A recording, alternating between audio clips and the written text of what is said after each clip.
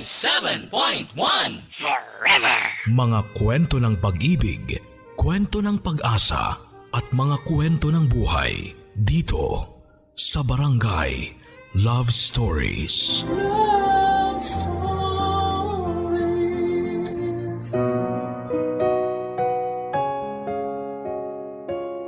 Ang pagsisiping sa kama ang isa sa mga paraan ng mag-asawa para maiparamdam sa isa't isa ang kanilang pagmamahalan. Doon din kasi nila mas makikilala ang kanilang mga tunay na ugali at kung sila nga ba ay magkakasundo sa iba't ibang paraan. Dahil lumalabas ang tunay na personalidad ng isang tao pagdating sa ibabaw ng kama. Ang sulat na ating babasahin ngayon ay pinadala ng ating kabarangay na si Angie, isang masipag at butihing may bahay na walang ibang hinangad kung hindi ang makasama ang kanyang asawa at mga anak. Lahat ay gagawin niya para hindi masira ang kanyang pamilya, kahit pa ang pagtakpan ng kasalanan na kanyang nagawa. Pero hanggang kailan niya nga ba maitatago ang bunga ng kanyang kapusukan? Hanggang kailan niya dadalhin sa kanyang konsensyang bigat ng nagawa niyang kasalanan? At darating pa ba ang araw na magagawa niyang ipagtapat ang bagay na pwedeng makasira ng kanyang pamilya?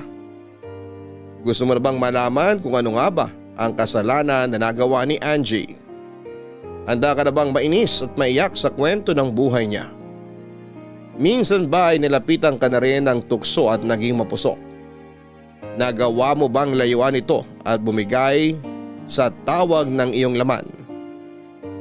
Si Angie kaya, anong kasalanan ang nagawa niya na pwedeng maging dahilan ng pagkasira ng kanyang pamilya?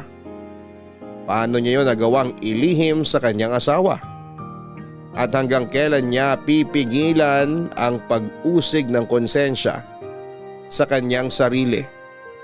Malalaman natin ang landas na pinili niya dito sa mga kwento ng pag-ibig, buhay at pag-asa sa nangungunang Barangay Love Stories. Dear Papa Dudut, magandang tanghali po sa inyo at sa mga nakikinig ngayon. Itago niyo na lamang po ako sa pangalang Angie. 38 years old at may-ari ng isang pet supplies dito sa Laguna. Masugid niyo na rin talaga akong tagapakinig lalo na at nandito lang naman ako madalas sa store. At kahit kailan ay hindi umalis sa inyong istasyon ang aming radyo. Pagdating din ng tanghali ay nakatutok na ako sa pakikinig sa inyong programa na Barangay Love Stories. Papadudot ng pumanaw na ang mga magulang ko ay nagkanya-kanya na ng buhay ang mga kapatid ko. 4 kami na magkakapatid at ako ang pangatlo. Lahat sila ay nagsipag-asawa na at bumuo ng sarili nilang pamilya. Ang 2 nga sa kanila ay nakapag-abroad pa. Tanging ako na lamang ang naiwan at tumira sa bahay namin. Nauna rin kasi sila sa akin na mag-solo at bumuo ng pamilya. Medyo may kalakihan din ang bahay namin, kaya na mag-asawa ko ay doon na rin kami tumira ng asawa kong si Ken, kasama ang anak naming si Julius Papadudut.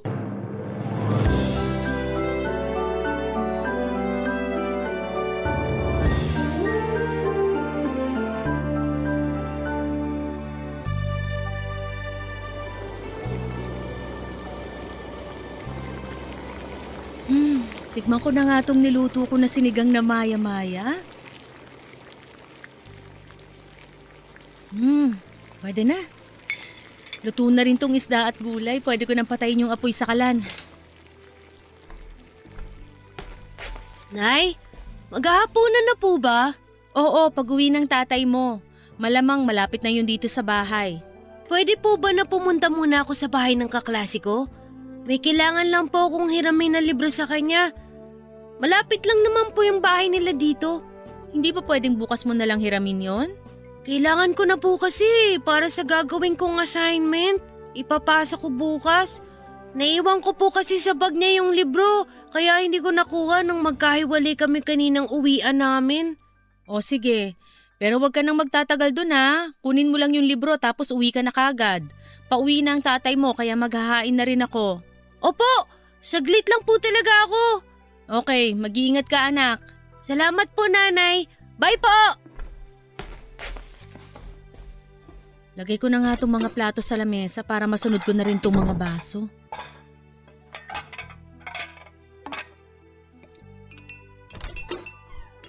Sweetheart, nasan ka? Nandito tagahain sa lamesa.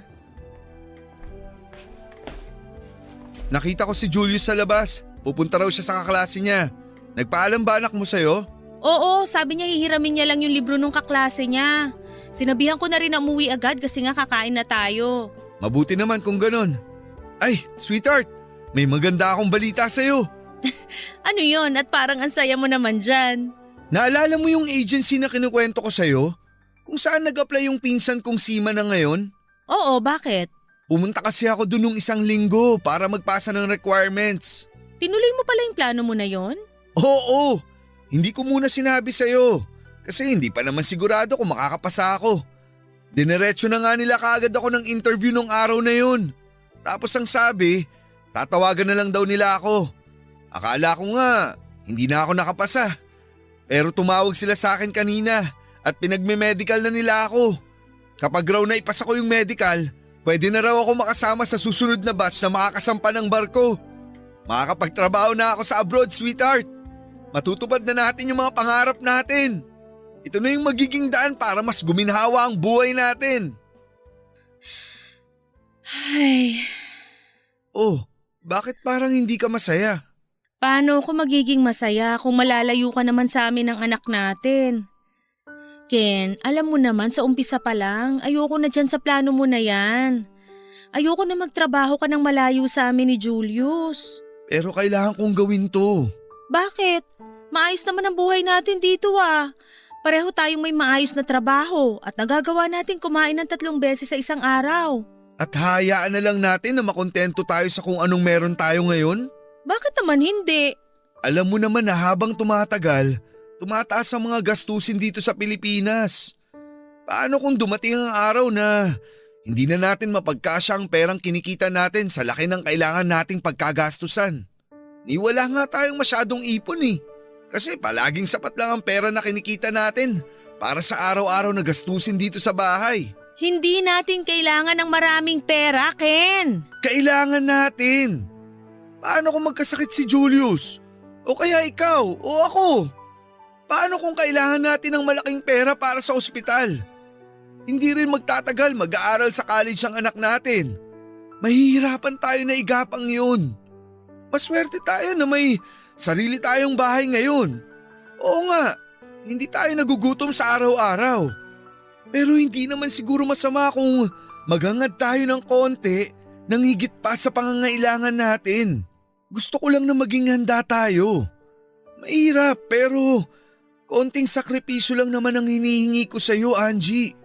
Sakripisyo para sa anak natin.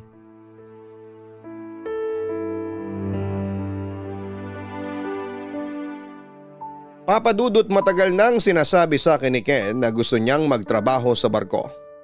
Noong bagong kasal pa lamang kami, sinabi niya na plano niyang magtrabaho sa abroad pero hindi ko siya pinayagan. Nang magbuntis ako at isilang ang anak namin na si Julius, ay muli siyang nagpaalam sa akin na mag-a-apply sa agency para makapagtrabaho sa barko. Pero sinabi ko na hindi ko kayang alagaan ng mag-isa ang anak namin. Pero nang mag 8 years old na ang anak namin ay doon siya muling nagsimula na kumbinsihin ako tungkol sa plano niya na pagtatrabaho sa abroad. Malaki na raw kasi ang anak namin at hindi na alagain. Kaya hindi na ako mahihirapan kahit lumayo siya. Papadudot maayos naman ang kinikita ni Ken sa pinagtatrabahuhan niyang kumpanya. Meron rin akong trabaho noon sa isang butik pero gusto niya pa rin ng mas magandang buhay para sa amin na mag-ina niya. May ibang pinsan din kasi siya na nagtatrabaho sa barko at nakita niya ang pag-asenso ng buhay ng mga ito. Pangarap niya rin na maipaayos ang aming bahay dahil may kalumaan na yon. Gusto niya rin na hindi na ako nagtatrabaho pa sa butik at sa bahay na lang para mas maalagaan ang anak namin. Kahit labag sa loob ko ay wala na akong nagawa kung hindi ang payagan siyang umalis. Nang may pasa niya ang medical exam sa agency na pinag-applyan niya.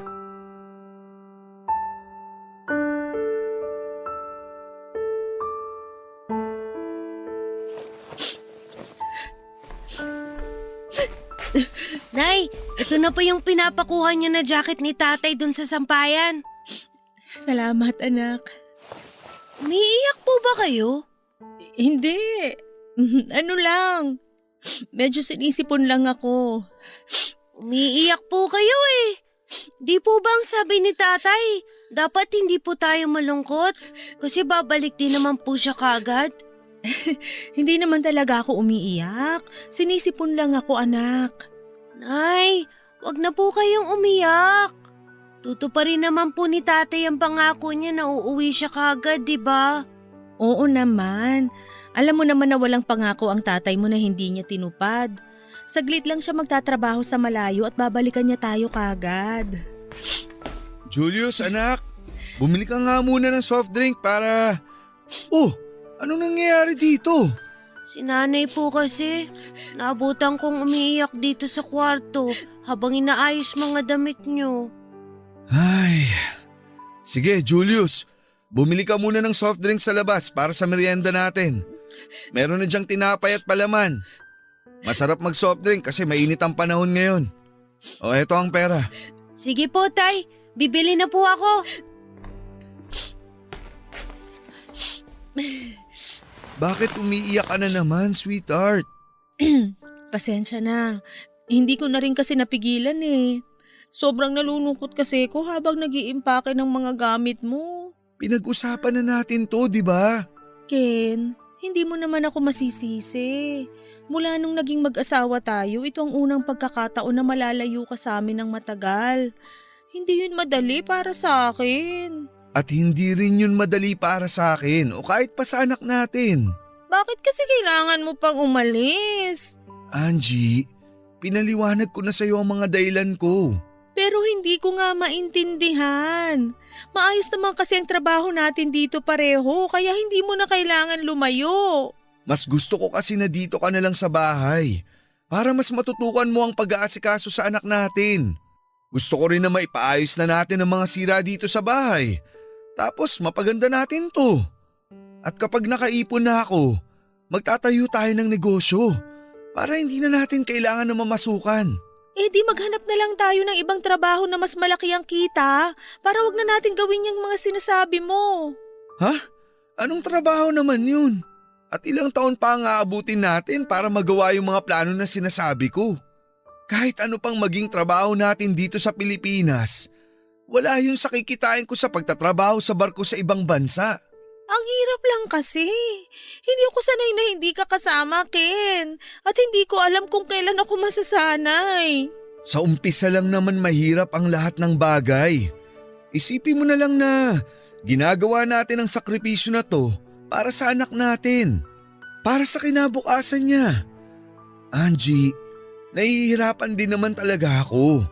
Pero hindi ko lang masyadong pinapakita. Kasi ayoko na mas malungkot kayo ni Julius kapag nakita niyo akong nalulungkot sa pag-alis ko. Kaya kailangan mong maging matatag. Kasi ikaw lang kukuhanan ni Julius ng lakas habang wala ako sa tabi niyo. Konting tiis lang, Angie. Mabilis lang na lilipas ang ilang taon at babalik din kaagad ako dito sa bahay natin. Pangako.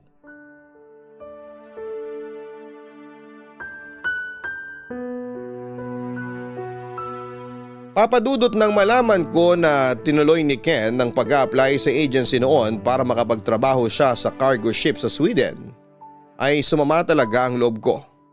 Ilang araw ko siyang hindi kinausap at kinibo sa loob mismo ng bahay namin. Kasi sa totoo lang ay hindi ko alam kung paano pa ba ako magpapatuloy noon nang hindi siya kasama. Oo, magtatrabaho lamang siya ng ilang taon na malayo sa amin ng anak ko, pero paano kung makakita siya ng ibang babae doon? Paano kung matukso siyang gumawa ng kasalanan? Paano ko masira ang pamilya namin dahil sa ambisyon niyan na mapaganda ang buhay namin? Yun lang naman ang mga dahilan kung bakit ayoko siyang umalis para magtrabaho sa malayo. Kasi sa totoo lang, kahit naman ako ay gusto ko na mapabuti ang buhay namin.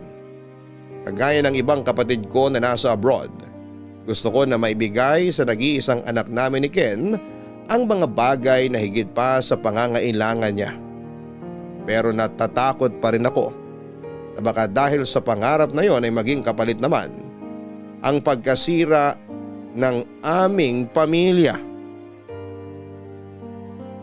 Papadudot kinausap ako ni Ken at nangako siya na hindi siya magtatagal na magtrabaho sa barko. Mag-iipon lamang siya para makapagtayo kami ng business at pareho kaming hindi na magtatrabaho na malayo sa anak namin. Titiisin niya ang mapalayo sa amin para mas mapaganda ang buhay at bahay namin. Gagawin niya ang sakripisyo na yon para sa amin ni Julius. Kaya naman sa huli ay tinanggap ko na lamang talaga na kailangan kong magpakatatag habang magkalayo kaming dalawa, Papa Dudut. Pinigilan ko ang sarili ko na mapahagulhol nang ihatid na namin ni Julius si Ken sa airport. Yun kasi ang unang pagkakataon na malalayo siya sa amin mula nang ikasal kami. Nagbitaw ng napakaraming pangako si Ken. Mga pangako para sa amin ng anak namin. Nangako rin ako sa kanya na pipigilan ko ang sarili ko na maiyak. Dahil baka malungkot din si Julius. Papa's boy pa naman siya kaya hindi rin madali para sa kanya ang pag-alis ni Ken. Pero palagi kong sinasabi kay Julius na kapag umuwi na si Ken ay hindi na ito muling aalis at lalayo pa sa amin, Papa Dudut. Tapos tay, sabi pala ni teacher, ako raw po ang second honor sa classroom. Ang galing naman talaga ng anak namin. Sabi nga po ni nanay, ibibili niya ako ng bagong sapatos kasi may sasabit na naman siyang medal sa akin sa recognition day. Talaga? May medal ka ulit? Opo tay! Alam niyo naman na palagi kong sinisipaagan ng pag-aaral ko para sa inyo. Kaya naman proud na proud kami sa'yo ng nanay mo. Kasi napakatalino mong bata. Ano pa bang gusto mo na bilhin sa'yo ni nanay? Wala naman po kasi okay na yung bagong sapatos na bibili niya sa akin. Sa akin ba? Anong gusto mong ipabili para maipadala ko dyan sa Pilipinas kapag may pera na ako dito? Isa lang naman po ang palaging request ko sa inyo Ano yun? Ang umuwi po kayo. Ay, medyo matagal-tagal pa anak. Huwag kang mag-alala. Kapag umuwi na ako, hindi na ako aalis pa ulit. Promise niyo po yan tay ha? Oo, promise na promise. Anak, matulog ka na. Mag-good night ka na sa tatay mo. May pasok ka pa bukas, hindi ka pwedeng mapuyat. Sige po nay, saglit na lang po. Tay, matutulog na po ako. Ingat po kayo dyan palagi. I love you po. I love you too anak. Pakabait ka palagi kay nanay. Good night. Opo tay, good night po. Nay, pupunta na po ako sa kwarto ko. Okay, sige. Pakisara na lang yung pinto. Mukhang ang saya ng kwentuhan niyo ni Julius habang nagtitiklop ako ng mga damit sa sala. Rinig na rinig ko hanggang dun yung boses ng anak natin. Kinuwento niya kasi na may medal na naman siyang matatanggap ngayong darating na recognition day nila. Oo, ang galing ng anak natin, no? Siyempre, mana sa tatay Anong mana sa'yo? Sa akin kaya nagmana ng katalinuhan yung bata na yan. Nakita mo naman yung mga medal ko na nakatago dito sa bahay. Napakarami. Sa bagay, ako kasi, arinolang butas lang ang medal ko. Sira, kung ano-ano na naman yung sinasabi mo. Pinapatawa lang kita kasi na-miss ko yung mga ngiti mo. Gusto mo na rin bang matulog? Medyo late na rin kasi dyan, di ba? Oo, pero hindi pa naman ako inaantok. Ikaw ba? Busy ka na ba dyan? Hindi naman, kasi mamaya pa yung trabaho ko. May 1 oras pa ako na pwedeng ipahinga dito sa kwarto. Ayan, sakto. Gawin uli natin yung dati. Namimiss ko na kasi uli yun eh. Anong dati? Alam mo na yun, sweetheart. Sigurado naman ako na namimiss mo na rin yung sexy time natin. Yun ba? Nako, sobrang miss ko na nga. Kung alam mo lang. Ayan, sige. Gawin na lang uli natin yung dati para sabay tayong makaraos. Pagtiisan muna natin na dito gawin yung sa video call kasi magkalayo tayo ngayon. Wala naman tayong magagawa. Saka, namimiss na rin kitang makita na walang damit. Kaya game ako dyan, sweetheart. Talaga? Sige, tatanggalin ko ng suot ko na pantulog ngayon para makita mo kung gaano kaganda at ka-sexy ang asawa mo.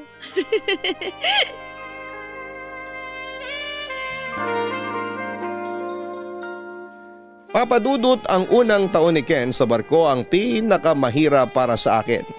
Kasi doon pa lamang kami magsisimula na mag-adjust na malayo siya. Mahirap pa naman ang signal ng internet sa barko dahil may parte ng dagat ang wala talagang nasasagap na signal. Minsan ay umaabot ng ilang araw o linggo bago kami muling magkausap. Kaya naman sinusulit ko talaga ang oras kapag magka-video call kaming dalawa. Lalo na pagdating sa romansahan. Aaminin ko, Papa Dudut, na sa aming dalawa ng asawa kong si Ken, ako talaga ang mas mapusok pagdating sa kama. Ako rin ang mas makulit o sabihin na nating mas mahilig pagdating sa romansa. Kaya naman kahit magkalayo kaming dalawa ay gumagawa pa rin kami ng paraan para mairaos ang init na aming nararamdaman. Mabuti na nga lang at may sarili siyang kwarto sa barko. Kaya hindi siya nahihirapan na gawin yon. Sa ganong paraan kahit papaano ay naibibigay rin namin sa bawat isang pangangailangan ng aming mga katawan, Papa Dudut. Sigurado ka ba na wala ka nang nakalimutan? Opo, Nay. Okay na po lahat ng gamit ko sa bag. Hindi ka ba nahirapang mag-review kagabi para sa exam nyo mamaya? Hindi po, kasi tinulungan niyo po ako mag-review. Thank you po. Wala naman ako masyadong ginawa sa review natin. Halos alam mo na nga lahat ng sagot dun sa mga tanong na binigay ko sa'yo kagabi eh. Sana nga po. Yun din ang lumabas sa mga i-exam namin mamaya. Naku, sigurado naman ako na masasagot mo lahat ng mga tanong na ibibigay sa exam nyo. Ikaw pa. Mana ka sa amin ng tatay mo. Ay, nga pala.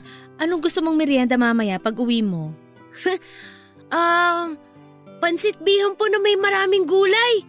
O sige, ipagluluto kita ng pansit bihon na maraming gulay kasi sigurado ako na pagod ka mamaya. Sasamahan ko na rin ang paborito mong lumpiang Shanghai at pineapple juice. Thank you po, Nay! Gagalingan ko po talaga sa periodical exam namin. Kahit ano pang makuha mong score sa exam nyo, proud kami ng tatay mo sa'yo kasi nakita ko kung paano ka nagsipag sa pagre-review mo. O sige na nak, pumasok ka na, baka malate ka pa. Mag-iingat ka ha? Opo, Nay! Salamat po! Bye po!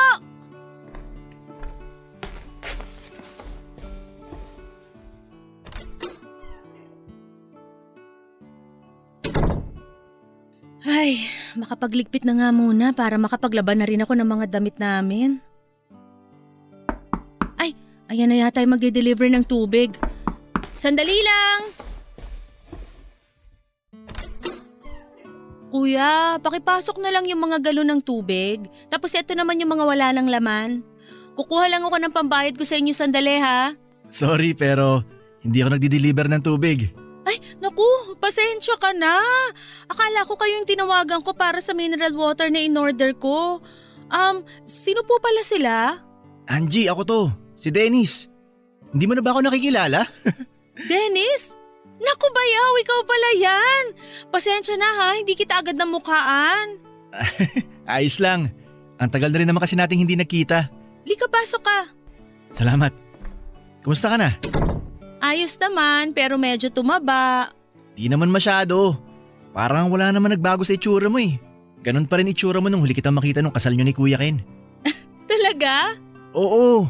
Parang di ka talaga tumanda. Samantalang ako, eto. Ang laki ng pinayat kasi batak sa trabaho. Bagay naman sa iyo yung ganyang katawan. Hindi ganun kataba at hindi rin ganun kapayat. Sakto lang kaya sigurado ako na hindi kayo pagpapalit ng girlfriend mo sa ibang lalaki. Nako Angie, wala akong girlfriend. Matagal na. Ha? Paano naman nangyari yun? Anong ibig mong sabihin na paano naman nangyari yun? Kasi ang alam ko nung umattend ka ng kasal namin ni Ken, may girlfriend ka na kasama nun. Ah, yun ba? Hindi ko girlfriend yun. Sinama ko lang para hindi ako tuksohin ng mga kamag-anak namin na pumunta nung kasal nyo. Alam mo na, palagi na lang kasi akong hinahanapan ng girlfriend kapag may mga celebration o family reunion. Oo nga naman, kapag binata o dalagang isang tao tapos nasa tamang edad na, palaging hinahanapan ng karelasyon o mapapangasawa. Pero sa tingin ko naman, hindi ka mahihirapan magka-girlfriend kapag gusto mo na. At sigurado rin ako na maraming babae ang naghahabol sa iyo ngayon. Sa totoo lang, hindi naman sa pagyayabang pero may ilan ngang mga babae na nagpaparamdam sa akin na ligawan ko sila. Kaya lang, hindi pa talaga ako handa na magseryoso. Mabuti nga si Kuya Ken, nakilala ka kaagad. Ganun talaga siguro yun, no? Kapag nakilala mo ng tao na siseryosohin mo, hindi ka na magdadalawang isip na lumagi sa tahimik na buhay. Pero sa parte ko ngayon, di ko pa siya nakikilala kaya enjoyin ko muna ang buhay binata ko. Papa Dudut, sinabi ni Ken sa akin na minessage raw siya ng nakababatang kapatid niyang si Dennis at nakikiusap na sa aming tumira. Sa Laguna raw kasi ito na-assign bilang foreman sa isang construction site. Malaking project daw yon at matatagalan siya sa Laguna kaya kailangan niya ng matutuluyan. At dahil may bakanteng kwarto sa bahay ay pumayag na rin ako, lalo na nga at magbabayad din naman ng upa doon ng bayaw ko. Papadudot, kaedad ko lang din halos ang bayaw ko. Sa pagkakatanda ko ay parang 3 beses ko pa lamang siyang nakita noon. Ang huling beses ay noong araw ng kasal namin ni Ken. Kaya limot ko na rin talaga ang itsura niya. Taga Bicol kasi talaga ang asawa kong si Ken pero dito na siya nagtrabaho sa Laguna kung saan nga kami nagkakilala. Kaya lahat halos ng kamag-anak niya ay nasa Bicol din. 2 lang silang magkapatid at ulila na rin sila sa mga magulang. At nang magkaroon nga ng trabaho sa Laguna si Dennis, ang asawa kong si Ken kaagad ang naisipan niyang lapitan para sa bahay na pwede niyang tuluyan noon. Okay namang makisama si Dennis nang tumira siya sa bahay namin, Papa Dudut. Hindi kami madalas mag-usap dahil maaga siyang umaalis ng bahay at malalim na ang gabi kung umuuwi siya. Paminsan-minsan din naman kapag wala siyang trabaho ay nagluluto siya sa kusina at nakakatuwa lang na makita ko na nakikipaglaro siya sa anak kong si Julius. May basketball court kasi na malapit sa bahay namin at doon madalas na maglaro si Julius. Nang mapadaan ako doon ay nakita ko na tinuturuan niya si Julius kung paano tumakbo at mag-shoot ng bola sa ring. Para nga silang mag-ama na nagbabanding noon. Natuwa din ang asawa kong si Ken nang ikwento ko yon sa kanya, Papa Dudut. Ang sabi niya at least kahit papaano ay napupuna ni Dennis ang pagkukulang niya bilang ama sa anak namin. Nakita ko rin na mahilig talaga sa mga bata si Dennis dahil kahit yung mga bata sa kapitbahay namin ay binabati at nginingitian niya. Naisip ko na siguro ay gusto niya na rin magkaanak pero sadyang wala pa siyang nobya kaya hindi niya magawa yon. Hindi rin naman kami masyadong nag-uusap na dalawa tungkol sa personal na buhay niya. Pero nang minsang mainis ako dahil hindi ko makontak si Ken ng ilang araw, ay naisipan ko na uminom ng alak sa may sala ng bahay. At naging daan yon para magkaroon kami ng oras na makapag-usap ng bayaw kong si Dennis, Papa Dudut.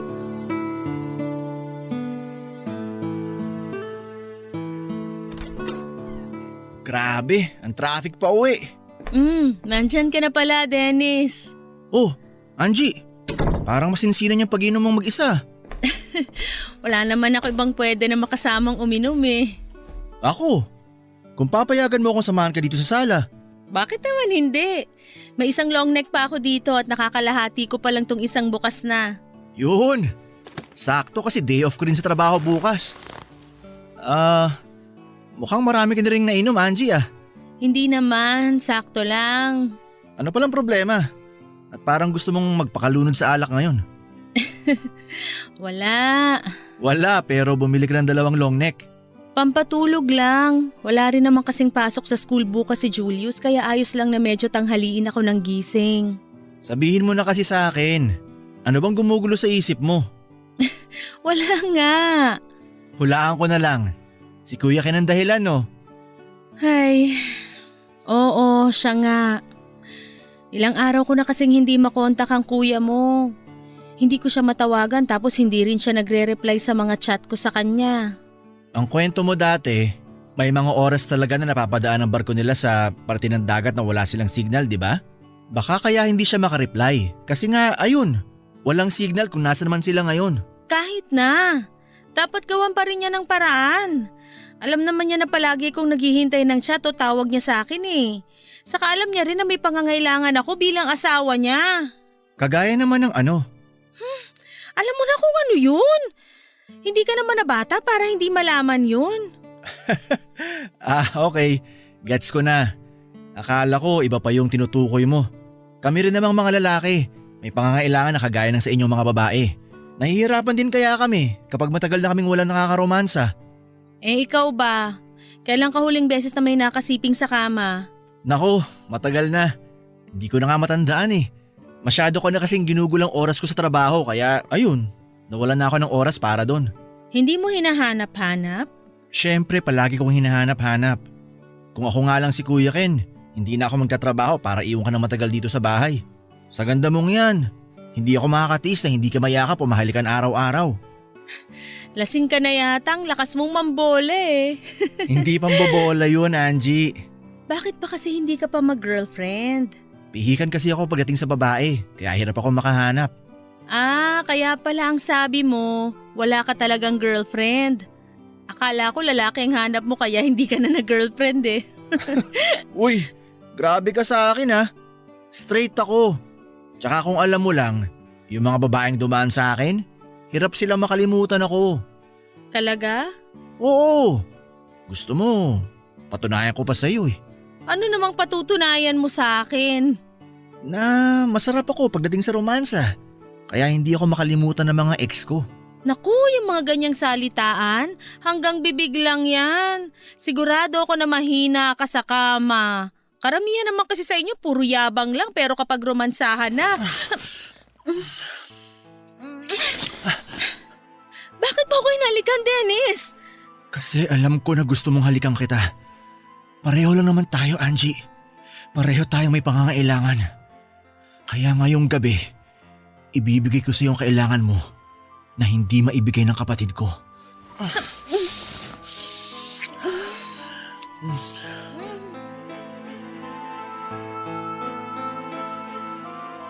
Papadudot, masama lang talaga ang loob ko kaya napainom ako ng alak kahit madali akong malasing. Naiinis ako kasi nami-miss ko na ang asawa kong si Ken pero hindi ko man lang siya makontak. Ang dami ko ng chat sa kanya pero 3 araw na siyang hindi nagre-reply sa akin.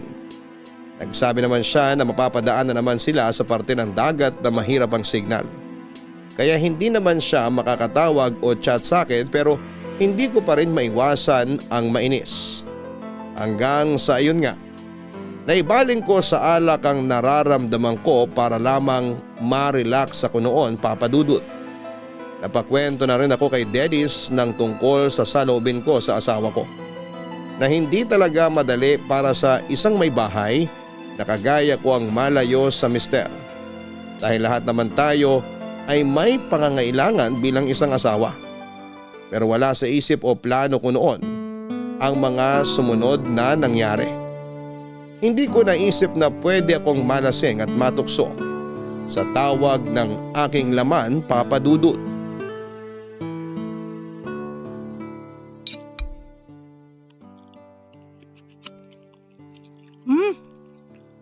Nay, ang sarap po nitong pancake na niluto niyo. Mabuti naman at nagustuhan mo. Opo, bagay na bagay po dito sa hot chocolate na tinimpla niyo para sa akin. Ubusin mo yan kasi baka magutom ka dun sa pupuntahan mo na practice ng sayaw nyo. Nakakagutom nga po doon kasi nakakapagod yung mga step na pinapractice namin sa sayaw. Kaya nga kailangan na kumain ka ng madami ngayong almusal. Anong oras ba kayo matatapos doon? Mga hapon na raw po. O eto, dalhin mo na tong mga pagkain na to. Meron ditong sandwich at juice. Tapos eto naman yung baon mo na pera. Dinagdagan ko na para may pambili ka ng pagkain mo sa tanghalian. Thank you po, Nay. Talagang hindi niyo ako pinapabayaan na magutom. Syempre naman, gusto ko na palagi kang malusog para pag uwi ng tatay mo, makita niya kung gaano kita inalagaan ng husto. Excited na po talaga ako na makasama ulit natin si tatay. Namimiss ko na po kasi siya eh. Ako rin anak, sobrang miss ko na ang tatay mo. Hindi pa po ba siya tumatawag ulit? Hindi pa nga eh. Nagsabi kasi siya nung nakaraan na mapapadaan na naman sila sa parte ng dagat na walang signal. Kaya siguro hindi siya makachat o makatawag man lang sa atin. Sana po tumawag na si tatay. Kasi ang dami ko pong gustong ikwento sa kanya. Huwag kang mag-alala. Kapag tumawag ang tatay mo, ipapakausap ko kagad siya sa'yo. Yay! Sige po, Nay. Naubos ko na po tong pagkain ko. Alis na po ako. Okay anak, eto na baon mo. Thank you po, Nay. Bye-bye po. Mag-iingat ka. Bye anak.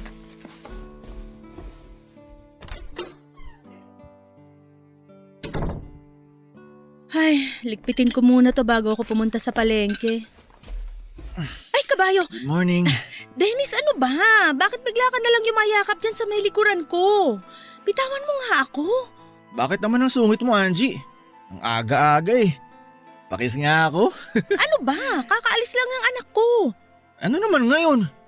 Ibig sabihin, solo na ulit natin tong bahay.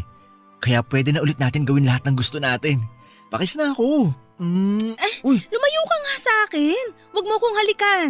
Angie, huwag ka na magpakipot. Alam ko naman na gusto mo rin to. Kung ano man yung nangyari sa atin kagabi, mali lahat yon. Lasing lang ako kaya… Kaya nasarapan ka sa mga ginawa ko sa'yo, ganun. Hindi totoo yan. Hindi totoo ang alin.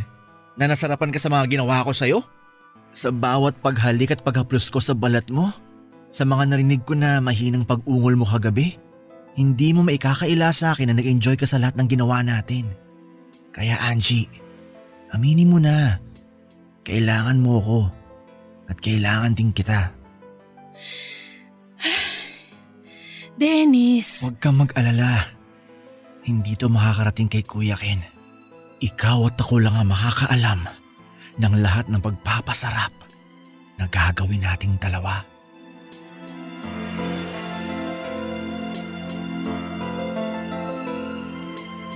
Papadudot ng mga oras na nilamo na ng init at espiritu ng alak ang katawan ko at bumigay na ako sa bayaw kong si Dennis, ay doon namin yon ginawa sa kwarto na inuupahan niya.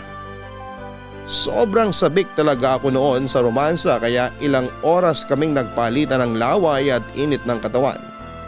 Hanggang sa pareho kaming sumuko, mapagod at makatulog. Nagising ako ng alas 5 ng madaling araw na wala ng bakas ng kahit na anong kalasingan. Bigla rin akong natauhan noon lalo na nang makita ko ang sarili ko na walang saplot sa katawan habang nakayakap sa hubad ding katawan ng bayaw ko. Kaagad akong umalis sa tabi niya at lumabas ng kwarto. Doon ko naramdaman ang pagsisisi sa nagawa kong kasalanan. Sinabi ko noon na hindi ko na yon uulitin pa. Hindi ko nahahayaan na magkasala ulit ako sa asawa ko na isang beses lamang akong magkakamali at itatama ko na ang lahat. Pero sadyang mahirap iwasan ang tawag ng laman lalo na sa mga oras na nangungulila ako. Kaya naman muli akong bumigay at may nangyari sa amin ang bayaw kong si Dennis. Sa mismong kwarto pa namin ng asawa kong si Ken, Papadudut. Papadudot, doon na nagsimulang magtuloy-tuloy ang maling ginagawa namin ni Dennis. Lalo na kapag may mga araw na hindi nakakatawag sa akin si Ken. Minsan nga mas okay na sa akin yung hindi siya tumatawag. Parang hindi ko na siya masyadong nami-miss. Hindi ko naman masasabi na may relasyon kami ni Dennis dahil tawag lang ng laman ang dahilan kung bakit hinahayaan ko na may mangyari sa aming dalawa. Kumbagay ginagamit ko lang si Dennis para mapuna ng pangangailangan ng katawan ko bilang isang babae. Sa totoo lang kasi hindi hamak na mas gwapo si Dennis kesa sa asawa kong si Ken.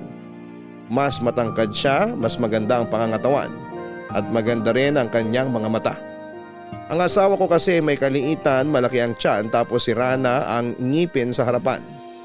Naisip ko nga noon na siguro'y kung nauna ko lang nakilala si Dennis kesa kay Ken, baka siya ang napili ko na mapangasawa. Dahil sa itsura at galing ni Dennis pagdating sa romansa, walang babae ang hindi magkakagusto sa kanya. Pero nang mga oras na yon ay sigurado naman akong mahal ko ang asawa kong si Ken. Sadyang kailangan ko lang ang bayaw kong si Dennis para hindi ko na hanap-hanapin ang sarap ng pakikipagromansahan sa isang lalaki, Papa Dudut.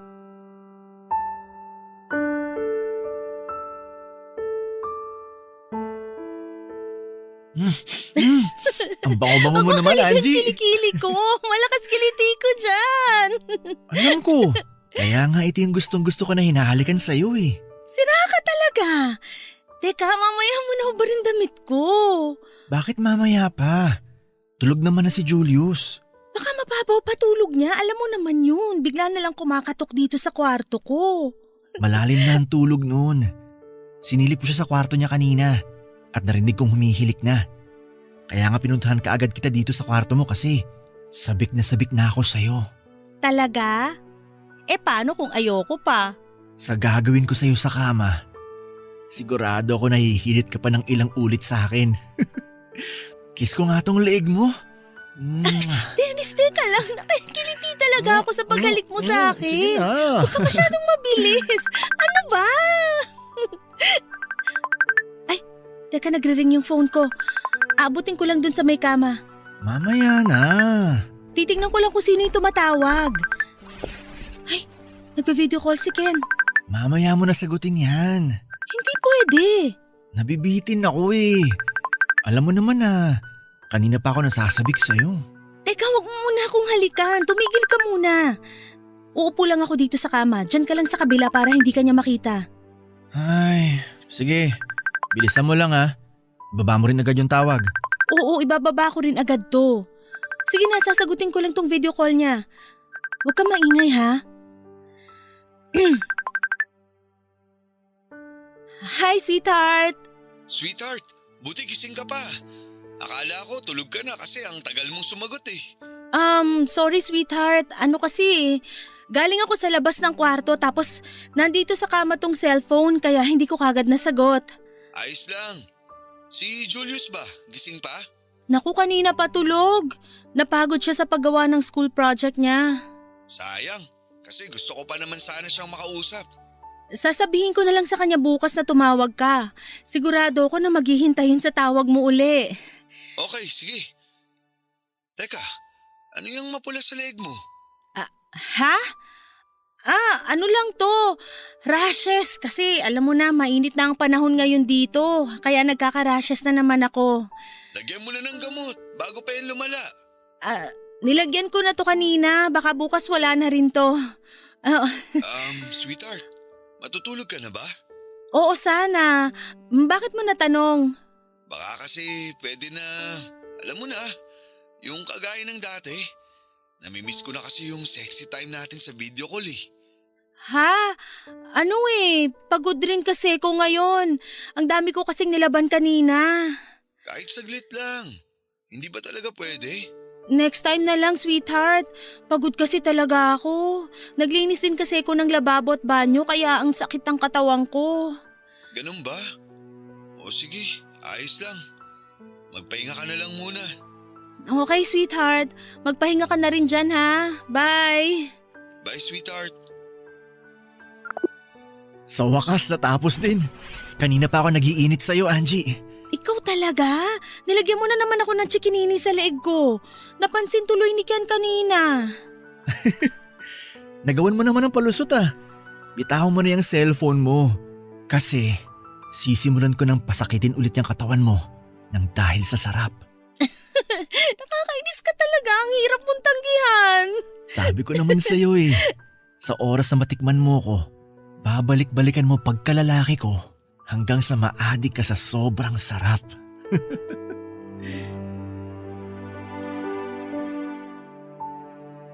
Papadudot halos lahat na yata ng sulok ng bahay ay naikutan na namin ni Dennis habang kami ay nagroromansahan.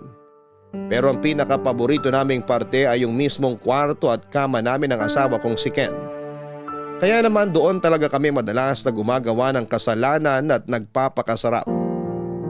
Minsan pa ay tinatanong ako ni Dennis kung ano na raw ba ang totoong namamagitan sa aming dalawa at sinabi ko sa kanya na wala kaming relasyon. Tinanong niya kung mahal ko raw ba siya pero sinagot ko naman na mahal ko pa rin ang asawa ko. Ayokong haluan ng kahit na anong romantikong damdamin ng kung anuman ang namamagitan sa amin. Kailangan lang namin ang isa't isa pagdating sa init ng katawan. Kaya namin ginagawa yon. Naging malinaw naman yon kay Dennis at sinabi niya na i-enjoy niya na lamang ang katawan ko habang nasa malayo pa ang kapatid niya. Papadudot sa 3 taon pa na lumipas ay nagawa na namin ni Dennis ang iba't ibang bagay na alam namin pagdating sa romansa. Nagawa na nga rin naming mag-experiment pati na yung mga bagay na hindi ko akalain na kaya kong gawin ay nagawa ko ng siyang kasiping ko. Hindi ko na masyadong idedetalye pa dahil masyado nang maselan. Pero natigil na rin ang lahat ng yon nang sa wakas ay huminto na sa pagtatrabaho si Ken sa barko at umuwi na siya ng Pilipinas. Naipaayos na namin ang bahay noon tapos may ipon na rin kami para sa business na gusto naming buksan. Tuwang-tuwa rin ako nang sa wakas ay makasama na ulit namin siya ni Julius. Doon ko na rin tuluyang tinapos kung ano man ang meron sa amin ni Dennis. Kaya lang 1 buwan pa lamang ang nakakalipas mula nang makauwi si Ken nang magdalang tao ako. At ng mga oras na yun ay sigurado ako na hindi ang asawa ko ang ama ng ipinagbubuntis ko. Pero pinaalam ko pa rin kay Ken ang tungkol doon at pinaniwala ko na sa kanya ang batang pinagbubuntis ko, Papa Dudut.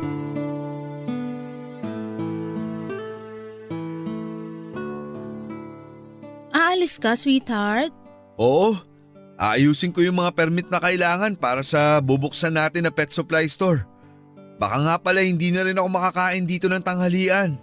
Ganun ba? Sayang naman kasi lulutuin ko sana yung paborito mo. Matagal ka na rin nagre-request ng kare-kare, di ba? Pwede ko pa namang kainin yun sa hapunan. Paborito rin yun ni Julius. Kaya sigurado ako na matutuwa siya kapag yun ang ulam natin mamaya. Okay, sige. Mamaya ko na lang iluluto yun para sa hapunan. Ikaw ba, sweetheart? Anong gusto mong pasalubong mamaya? Wala naman. Sapat na sa akin yung umuwi ka kagad dito sa bahay. Hindi pa nga ako nakakaalis. Pinapauwi mo na ako kaagad. Siyempre naman. Ilang taong ka rin nawala dito kaya kung pwede lang, hindi ka na umalis-alis eh. Kapag naging maayos na tong plano nating negosyo, hindi na talaga ako aalis. Kaya nga tiniis ko na malayo sa inyo ni Julius at magtrabaho sa barko ng ilang taon para talagang makapag-ipon ako. Kasi ang gusto ko, magkakasama na lang tayo dito sa bahay. Lalo na ngayong magkakaanak na ulit tayo. Ewan ko ba? Gusto ko lang na lagi kang nakikita dito sa bahay. Baka nga pinaglilihian lang kita, sweetheart. Magkakape ka ba muna bago umalis? Hindi na, sweetheart. Kailangan ko rin kasing pumila ng maaga doon. Alam mo na, kapag mga ganitong permit, palaging mahaba ang pila. Oh, Kuya Ken, aalis ka? Oo, may aayusin lang ako mga permit para sa bubuksan naming negosyo. Papasok ka na rin ba sa trabaho mo? Oo. Gusto mo ba na sabay na tayo? Paalis na rin kasi ako eh. Maya-maya pa ako kasi magkakapisahan na muna ako. Ganun ba? O sige, mauna na ako sa'yo. Sweetheart, huwag ka na masyadong magkikilos dito sa bahay ha. Alam mo naman na ayokong napapagod ka eh. Lalo na si baby. Kung may gusto kang ayusin o linisin dito, ako na lang gagawa nun bukas, okay? Opo, sweetheart. Aalis na ako. I love you. I love you too. Hoy, Dennis. Ano yun, Kuya? Ninong ka sa second baby namin ni Angie ha? Oo naman, syempre. Dapat ninong talaga ako sa second baby niyo ni Angie. Ayun! Salamat ha. Para na rin sa pagbabantay mo sa kanila dito sa bahay ni Julius habang nasa malayo ako. Ano ka ba? Wala yun. Magkapatid tayo. Kaya maasahan mo ako palagi. Salamat ulit. O sige, alis na rin ako. Una na muna ako sa inyo. Bye, sweetheart. Mag-iingat ka ha. Angie, sandali lang. Dennis, bitawan mo braso ko. Marami akong gagawin sa kwarto namin ni Ken kaya umalis ka na rin dyan sa harapan ko. Kailangan natin mag-usap. Wala tayong dapat na pag-usapan. Alam mo na meron. Dennis, kung ano man ang namagitan sa ating dalawa, may usapan tayo, di ba? Tatapusin natin yon sa oras na umuwi na ang asawa ko. Pero hindi ko hayaan na siyang kikilalaning tatay na magiging anak natin dalawa. Ano bang sinasabi mo? Hindi mo anak ang pinagbubuntis ko. Huwag ka na magsinungaling. Alam ko ng totoo, Angie. Kung ano man yang nasa isip mo, nagkakamali ka. Si Ken ang tatay ng baby ko, kaya tigilan mo na ako. May katibayan ako. At kaya kong patunayan yun kay Kuya Ken. Nakita ko medical records ng initial check-up mo sa OB-GYN. Nakalagay doon na mahigit 1 buwan ka ng buntis. Ibig sabihin, buntis ka na bago pa makauwi si Kuya dito sa Pilipinas. Kaya sigurado ako na ako ang tatay ng baby mo. At kailangan na malaman ni Kuya Ken kung ano ang totoo. Tumahimik ka! Tumigil ka na sa mga sinasabi mo kasi kahit kailan, hindi ko hahayaan na malaman ni Ken ang namagitan sa ating dalawa. Hindi ako papayag na masira ang pamilya ko. Di rin ako papayag na tanggalan mo ko ng karapatan sa magiging anak ko. Kaya sa ayaw at sa gusto mo, sasabihin ko na lahat mamaya kay Kuya Ken. Nakuna ko ng picture sa cellphone ko medical document ng initial check-up mo. At yun ang ipapakita ko sa kanya. Dennis, please naman! Huwag mong gagawin yun! Kapag nalaman niya ang totoo, iiwanan niya ako! Makikipaghiwalay siya sa akin! Eh ano naman kung gawin niya yun sa'yo? Handa naman akong panagutan ka eh.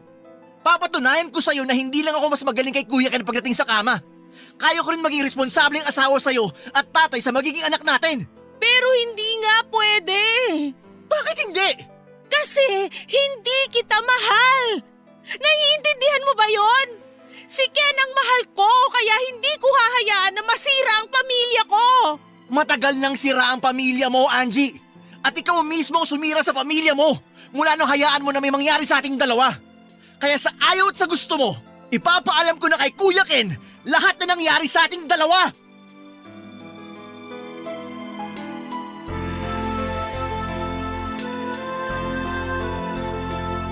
Papadudot nang sabihin ni Ken na uuwi na siya ng Pilipinas. Nag-usap na kaming dalawa ni Dennis na ititigil na namin ang ginagawa namin. Nung una nga ay ayaw pa niya at sinabi niya na handa siyang maging totoong kabit ko. Yung tipo na kahit magkasama na ulit kami ni Ken sa bahay ay maghihintay na lamang siya ng mga nakaw na sandali para sa aming dalawa. Pero hindi ako pumayag dahil natatakot talaga ako noon na baka tuluyan ang masira ang pamilya ko. Ayokong malaman ni Ken ang naging kasalanan ko sa kanya at sa relasyon namin. Kaya sinabi ko na hindi pwedeng mangyari ang gusto ni Dennis. Pumayag naman siya na tuluyan ang matapos ang namamagitan sa amin. Pero may nangyari pa sa aming dalawa ng araw din na yon. At naramdaman ko rin talaga na sinadya niyang mabuntis ako ng huling beses na may nangyari sa aming dalawa. Nang makauwi naman sa bahay si Ken mula sa ibang bansa ay naiyak siyang niyakap ako at ang anak naming si Julius, Papadudot. Labis din ang pasasalamat niya noon kay Dennis dahil sa pagbabantay daw nito sa amin ni Julius. Palihim pa kaming nagkatinginan ng bayaw ko habang yakap ito ng asawa ko. At grabe talaga ang pag-usig sa akin ng konsensya ko noon. Kaya naman pinilit kong makabawi kay Ken. Naging mas malambing ako sa kanya at pagdating sa pakikipagromansahan, ako talaga ang mas nagtatrabaho. Nagulat nga siya dahil parang ang dami ko na raw alam na gawin. Sinabi ko lang na pinag-aralan ko yon para makabawi kami sa pag-uwi niya. Papadudot ng ma-delay ang menstruation period ko ay nag-pregnancy test na nga kaagad ako noon. At naiyak ako sa kaba nang makita ko na positive ang lumabas na resulta. Mabuti na lamang at ako lang mag-isa noon sa bahay. Kinakabahan ako kasi malakas na ang kutob ko. Ang bayaw kong si Dennis ang tatay ng ipinagbubuntis ko. Kaya naman nagpa-check up na rin ako noon at nalaman ko nga na mahigit 1 buwan na akong nagnadalang tao. Doon ko nakumpirma na tamang hinala ko kasi 1 buwan pa lamang si Ken noon sa bahay namin. Papadudot hindi ko na talaga alam ang gagawin ko noon lalo na nang pagbantaan ako ni Dennis. Nasasabihin niya sa asawa ko ang tungkol sa aming dalawa. Lalo na ang tungkol sa tunay na tatay ng baby na ipinagbubuntis ko. Hindi niya pwedeng malaman yon dahil ayoko masira ang pamilya ko. Ayokong maghiwalay kami ni Ken at matawag ako na maruming babae. Ayokong masaktan ang asawa ko dahil wala siyang ibang ginawa kung hindi ang paglingkuran at mahalin ako. Kaya nang umalis si Dennis para pumasok sa trabaho, naiyak na talaga ako at pinagdasal ko na sana ay hindi na siya makauwi pa. Dahil ayoko na magkaharap silang magkapatid at malaman ng asawa ko ang tungkol sa amin ang bayaw ko. Hindi ko alam papadudot kung papaanong tila pinakinggan ang dasal ko ng mismong araw din na yon. Buong maghapon akong hindi mapakali dahil sa pagbabanta na iniwan sa akin ni Dennis. Nang makauwi nga si Ken sa bahay ay napansin niya na balisa ako. Pero sinabi ko na lamang na medyo masakit ang ulo ko. At habang naghahapunan kami sa komedor ng bahay, nagulat na lamang kami sa dumating na bisita at nagpakilalang katrabaho daw ni Dennis.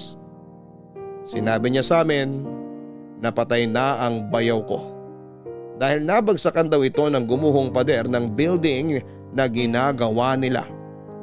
Naluha noon ang asawa ko at pati ako ay naiyak na rin. Magkahalong emosyon na ang nararamdaman ko, lalo na nang makita ko ang katawan ni Dennis na wala ng buhay hanggang sa siya ay mainibing na. Naiyak ako dahil pakiramdam ko ako ang may kasalanan kung bakit siya namatay.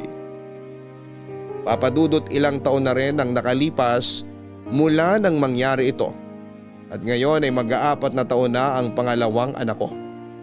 Habang lumalaki siya ay mas nagiging kamukha siya ni Dennis. Ni wala siyang nakuhang kahit na anong itsura namin ng asawa kong si Ken. Palagi pa ngang nagbibiro si Ken na siguro raw ay kay Dennis ko pinaglihi ang anak namin kaya kamukhang kamukha ito ng kapatid niya. Ang hindi niya alam, ang kapatid niya mismo ang tunay na tatay ng pangalawang anak ko. Sa ngayon ay naguguluhan na ako sa kung ano nga ba ang dapat kong gawin. Dapat ko pa bang ipaalam kay Ken na hindi siya ang tatay ng pangalawang anak ko? Pero bakit ko pa gagawin yon kung patay na rin naman ang kapatid niya? Dapat bang hayaan ko na lamang na si Ken ang kilalaning tunay na tatay ng pangalawang anak ko? O dapat na malaman nila ang totoo kahit malaki ang posibilidad na tuluyang masira ang pamilya ko? Sana'y matulungan ninyo ako sa suliranin ko, Papa Dudut. At ngayon pa lang ay nagpapasalamat na ako sa inyo. Hanggang dito na lamang din ang sulat ko. Ang inyong forever kapuso at kabarangay, Angie. Maraming salamat Angie sa pagsulat mo dito sa aming programa na Barangay Love Stories. Salamat sa tiwala na ibinigay mo at pagbabahagi ng iyong kwento. Sa totoo lang alam ko naman na batid mo ang bagay na dapat mong gawin. Alam mo ang mga sagot sa tanong na ibinigay mo kanina. Natatakot ka lamang sa pwede nitong kahinatnan. Natatakot ka sa magiging resulta sa oras na gawin mo ng tama ang mali. Pero hindi mo na kasi maibabalik pa ang nakaraan, Angie. Hindi mo na magagawa pang bawiin ang kasalanan na nagawa mo sa iyong asawa. At hindi mo rin pwedeng ipagkait sa kanya sa habang buhay ang katotohanan tungkol sa anak mo na inakala rin ni Ken na anak niya. Darating ang panahon na kakailanganin mo ring ipaalam sa pangalawang anak mo kung sino ba ang tunay niyang ama. Sadyang napakahirap lang gawin yon. Lalo na ang kahinatnan sa oras na ipagtapat mo na sa kanila ang katotohanan. Pero wala kang ibang pagpipilian dahil nakagawa ka ng pagkakamali. Mas mabuti rin na sa iyo na malaman ng asawa mo ang katotohanan kaysa sa ibang tao pa. Ipagdasal mo na lang sana na maging maayos pa rin ang pamilya ninyo sa oras na magawa mo ng itama ang lahat. Hanggang sa muli, ako po ang inyong si Papa Dudut sa mga kwento ng pag-ibig, buhay at pag-asa sa Barangay Love Stories number 1. Mga kwento ng pag-ibig, kwento ng pag-asa at mga kwento ng buhay dito sa Barangay Love Stories. Love Stories.